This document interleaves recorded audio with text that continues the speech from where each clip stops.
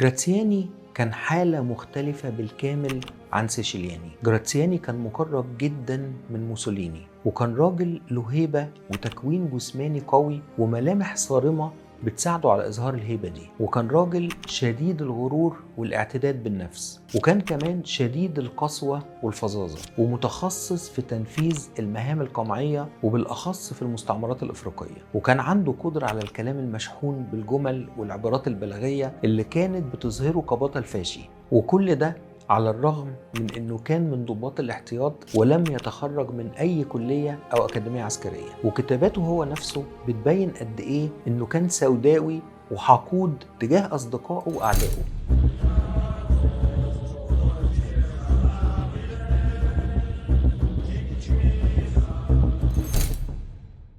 وجه جراتسياني إلى ليبيا ومعاه تعليمات واضحة من موسوليني نفسه، أهمها 1. إحكام الفصل المطلق بين المستسلمين وغير المستسلمين في مواقعهم وحركة تنقلاتهم، وتوفير الحماية ليهم وتخليصهم من أي نفوذ للمقاومة عليهم، والحيلولة دون قيام عمر المختار باستيفاء أي أموال منهم في شكل أعشار أو زكاة. 2. إغلاق الحدود المصرية بشكل صارم لمنع أي مساعدات تأتي لعمر المختار من مصر. أول ما وصل جراتسياني إلى بنغازي وجد أن زمام المبادرة في العمليات أصبح في قبضة عمر المختار، لأن حرية تحركه على الجبل وسيطرته عليه كانت شبه كاملة، وكانت خططه بسيطة، كلمة واحدة: القمع ثم القمع ثم القمع. وبدأ في إجراء محاكمات لكل من يتهم بالعمل مع عمر المختار أو تقديم أي دعم للمقاومة، والمحاكمات كانت بتنتهي بأحكام إعدام كانت بتتنفذ في الحال.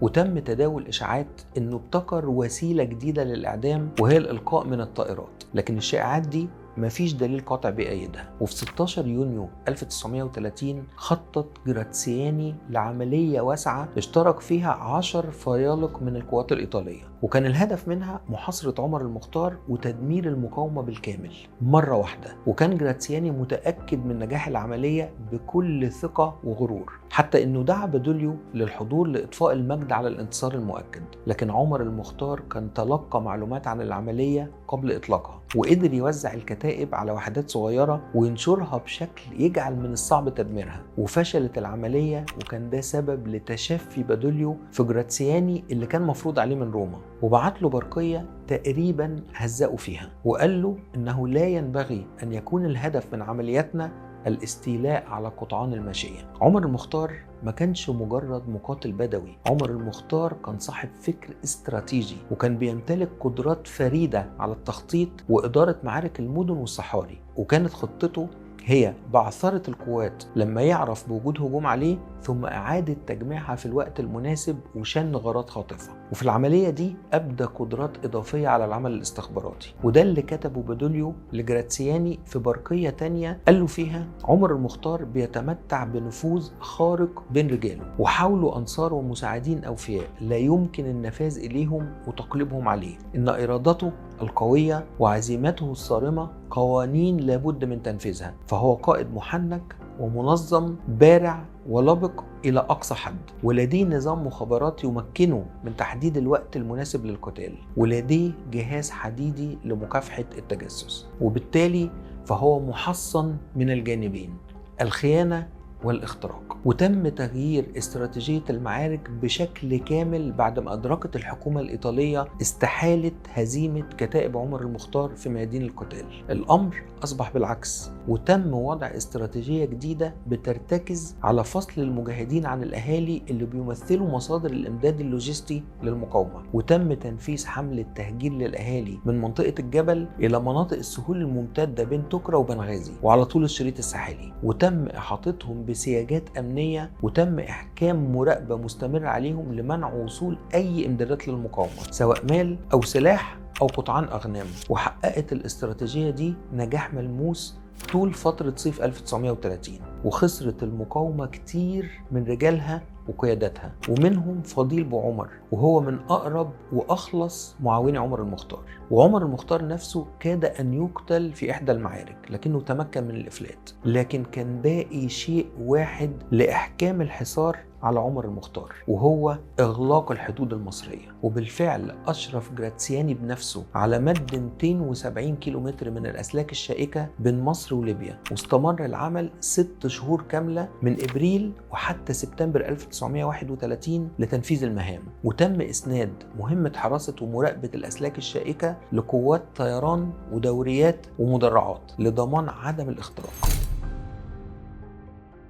وفي أوائل سبتمبر تلقت القوات الإيطالية معلومات بتفيد أن عمر المختار بيحتشد جنوب البيضاء، وعلى الفور استنفرت قوات التشكيلات سريعة الحركة وبعتت وحدات الكشافة، وبالفعل تم رصده. وكالعادة أصدر عمر المختار أوامره بتقسيم الكتيبة لمجموعات صغيرة للمناورة والهرب، لكن الطيارات كانت كشفته وأرسلت إشارة لواحدة من المجموعات القتالية اللي انطلقت بسرعة لمطاردة المجموعة اللي كان فيها عمر المختار نفسه، وتمكنوا من قتل 11 من المجموعة وطردوا المقاتل ال 12 اللي سقط من فوق صهوة جواده بعد ما تعثر الجواد أو أصيب. وتمكن 2 من الضباط من محاصرته، وكان واحد منهم على وشك إنه يقتله، لكن التاني استوقفه لما شك إن هو عمر المختار، وكان بالفعل هو عمر المختار. وسقط الأسد في إيد الضباع. وفي يوم 12 سبتمبر تم اقتياد المجاهد المقاتل البطل المهاب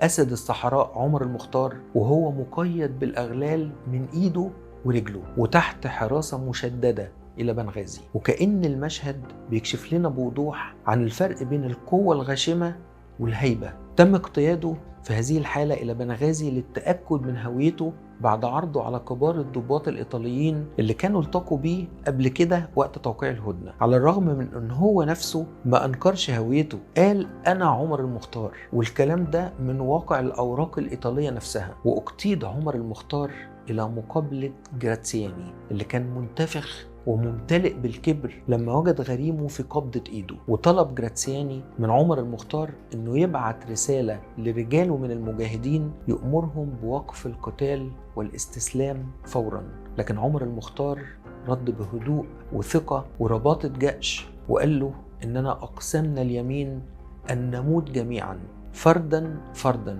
ولن نستسلم، هذا أمر مؤكد. والكلام ده برضو من واقع الأوراق الإيطالية. قرار الإعدام كان اتخذ قبل المحاكمة من قبل بادوليو الحاكم العام على ليبيا وديبونو وزير المستعمرات قبل تشكيل المحكمة اللي حكمته. وانعقدت جلسة المحاكمة يوم 15 سبتمبر سنة 1931، وتوجه لعمر المختار 16 اتهام، وكانت محاكمته محاكمة هزلية ما فيهاش أي شيء يستحق التوقف عنده إلا هيبة الرجل العجوز وعزة نفسه. ويكفي إننا نقول إن المحامي اللي عينته المحكمة للدفاع عن عمر المختار النقيب لونتانو تمت معاقبته من جراتسياني بعد المحاكمة مباشرة بوضعه في زنزانة انعزالية لمدة 10 أيام. وأورد جراتسياني في أوراقه سبب قرار الحبس، وكتب يقول إنه بعد تكليفه بالدفاع عن أحد زعماء المقاومة الذي كان قد اعترف بكل بند من بنود صحيفة الاتهام لم يذكر اسم عمر المختار، ترافع عنه بحماس وإشادة محاولا تبرير ما اقترفه المتهم بلهجة تتعارض مع ما يتطلبه الدفاع عن متهم اعترف بجريمته، فضلا عن عدم مراعاته للظروف الخاصة السائدة والبيئة التي انعقدت فيها المحاكمة. وفي 16 سبتمبر 1931 تمت عملية شنق عمر المختار على مشهد من 20,000 شخص استدعوا خصيصا للمناسبة دي، المناسبة اللي بيصفها جراتسياني في كتابه بكلام بيكشف عن حالة معقدة ومركبة من المشاعر تجاه عمر المختار، حالة بيمتزج فيها الحقد مع الإعجاب والاحتقار لبدوية عمر المختار مع الحسد تجاهه بسبب اللي لقاه جراتسياني من إجلال وإكبار عمر المختار في كل أرجاء العالم الإسلامي. وبيقول جراتسياني بالحرف عن عمر المختار: كان موهوبا يتقد ذكاء وسرعة بديهة، كما كان غزير المعرفة بالعلوم الدينية ويتمتع بالنشاط والصرامة والاندفاع، كما كان يمتاز بنكران الذات وشدة البأس. عاش فقيرا وورعا ومتمسكا بدينه. وبعدها مباشرة بيضيف جراتسياني عن عمر المختار: كان يناصبنا العداء الصريح، ولولا المحاولة التي قام بها هو في سبيل إعادة السلام ثم خانها بعملية تشفي وانتقام لا معنى لها، لظهرت شخصيته أكثر مدعاة للاحترام وربما أنقذ حياته. وهنا بيظهر التناقض الفاضح في خطاب جراتسياني: إعجاب لا يستطيع إخفاؤه، وكراهية لا يستطيع التحرر منها، ومحاولة بائسة لتبرير جريمة سياسية اتخذ قرارها قبل أن تبدأ المحاكمة. السلطات الإيطالية كانت مفتقدة للذكاء وحسن تقدير الموقف، لأنها تعمدت عدم إبراز خبر إعدام عمر المختار في الصحف، وكانت الصحف بتنقل أخبار وكالات الأنباء، ولما علقت عليها علقت بمجموعة من الشتايم والألفاظ الوضيعة في حق عمر المختار. والحقيقة إن الشتيمة كانت بتأكد على الوجع اللي سببه عمر المختار لحكومة الاحتلال الفاشي. عشان كده حتى بعد ما شنقوه ما لقوش في إمكانهم إلا إنهم يشتموه. النهاردة محدش يعرف الجنرال دي بونو ولا المارشال بادوليو ولا الجنرال سيشيلياني، ومحدش بيفتكر جراتسياني، ومحدش بيذكر الزعيم الفاشي موسوليني بالخير. لكن الذاكرة الإنسانية الحرة اتحفر فيها اسم راجل بدوي مجاهد عاش ومات من أجل مبادئه. الراجل ده هو عمر المختار. نحن لن نستسلم، ننتصر أو نموت.